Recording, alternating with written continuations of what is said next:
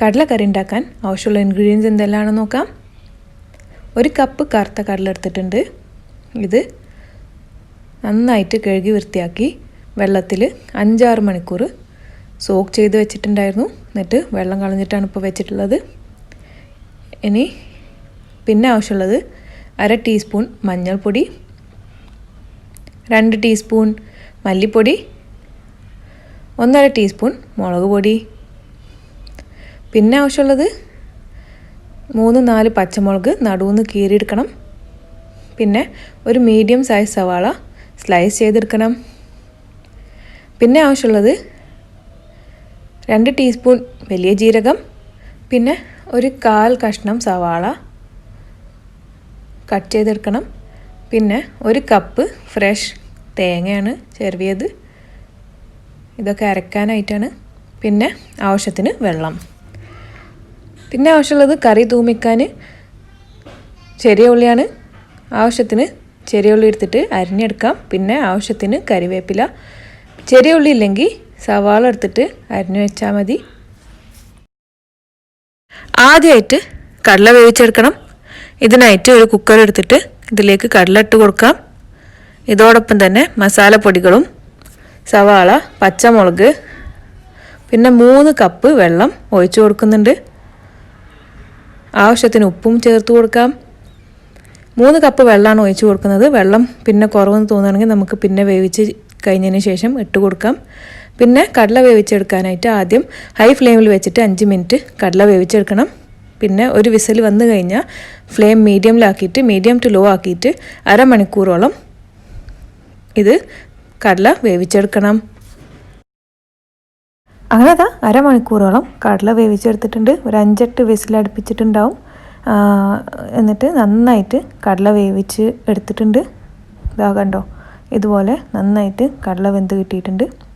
ഈ കടല വേവാൻ ഒരു അരമണിക്കൂറെങ്കിലും മിനിമം ഗ്യാസുമ്മ വെക്കണം, നന്നായിട്ട് സോഫ്റ്റായി കിട്ടാൻ. ഇനി ഇതിന്ന് ഒരു 3-4 ടേബിൾ സ്പൂൺ കടല അങ്ങനെ മാറ്റി വെക്കുന്നുണ്ട്. ഇത് തേങ്ങ അരക്കുമ്പോൾ ഇട്ട് കൊടുക്കാനാണ്. അപ്പോൾ ഒരു 3-4 ടേബിൾ സ്പൂൺ കടല നമ്മൾ മാറ്റി വെക്കുന്നുണ്ട് ഇതിന്ന്. ഇനി അടുത്തത് തേങ്ങ അരച്ചെടുക്കാം. തേങ്ങ അരക്കാനായിട്ട് ഒരു മിക്സർ ജാറിലേക്ക് തേങ്ങ, സവാള, വലിയ ജീരകം ആദ്യം ഇട്ട് കൊടുക്കാം. എന്നിട്ട് ഇതോടൊപ്പം തന്നെ കടല ഇട്ട് കൊടുക്കാം. നമ്മൾ വേവിച്ച് വെച്ച കടല 3-4 ടേബിൾ സ്പൂൺ മാറ്റി വെച്ചിട്ടുണ്ടായിരുന്നു, അതും കൂടി ഇട്ട് കൊടുക്കുന്നുണ്ട്. ഇതോടൊപ്പം തന്നെ വെള്ളം ഒഴിച്ച് കൊടുക്കാം. വെള്ളം തേങ്ങയുടെ ഒപ്പം ആയിരിക്കണം. ഇനി തേങ്ങ നന്നായിട്ട് അരച്ചെടുത്തിട്ടുണ്ട്. കണ്ടോ, നന്നായിട്ട് ഇങ്ങനത്തെ ഒരു കൺസിസ്റ്റൻസിയിൽ വേണം തേങ്ങ അരച്ചെടുക്കാൻ. നന്നായിട്ട് പേസ്റ്റ് ആക്കി എടുക്കണം. തരി ഒന്നും ഉണ്ടാവാൻ പാടില്ല. നന്നായിട്ട് പേസ്റ്റ് ആക്കി എടുത്തിട്ടുണ്ട്. തേങ്ങ അരച്ചതിന് ശേഷം കുക്കർ ഗ്യാസുമ്മ വെച്ചിട്ട് വീണ്ടും ഒന്ന് തിളപ്പിച്ചെടുക്കാം. കറി നന്നായിട്ട് തിളച്ച് വരുമ്പോൾ ഇതിലേക്ക് നേരത്തെ അരച്ച് വെച്ച തേങ്ങ ഒഴിച്ചു കൊടുക്കാം. എന്നിട്ട് നന്നായിട്ടൊന്ന് മിക്സ് ചെയ്ത് കൊടുക്കാം. ഇനി ഇങ്ങനെ ഇളക്കി കൊണ്ടുതന്നെ ഇത് തേങ്ങ ഒന്ന് വേവിച്ചെടുക്കണം. മിക്സിയിൽ ഉണ്ടായിരുന്ന തേങ്ങ ഒക്കെ കുറച്ച് വെള്ളം ഒഴിച്ചിട്ട് നമുക്ക് ഇതിലേക്ക് ഒഴിച്ചു കൊടുക്കണം. അപ്പോൾ കുറച്ച് വെള്ളം ഒഴിച്ച് കൊടുക്കുന്നുണ്ട്. മിക്സിയിലുണ്ടായിരുന്ന തേങ്ങ ഒക്കെ ക്ലിയർ ചെയ്തിട്ട് അതിലേക്ക് ഒഴിച്ച് കൊടുത്തിട്ടുണ്ട്.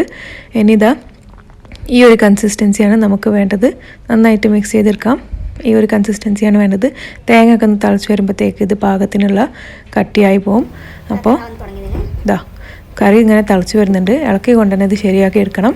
കറി നന്നായിട്ടൊന്ന് തിളച്ച് കഴിഞ്ഞാൽ നമുക്ക് ഗ്യാസ് ഓഫ് ചെയ്യാം.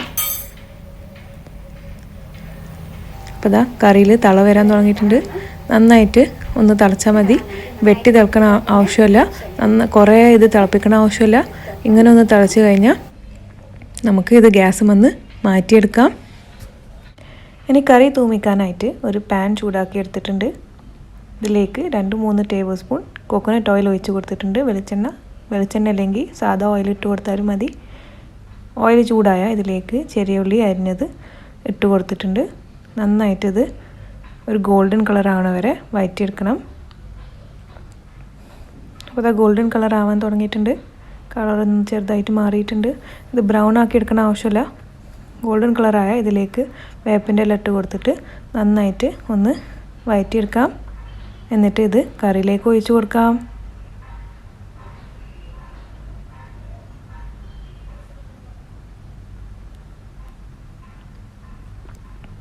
അപ്പോൾ നമ്മളെ കടലക്കറി ഇതാ റെഡിയാണ്.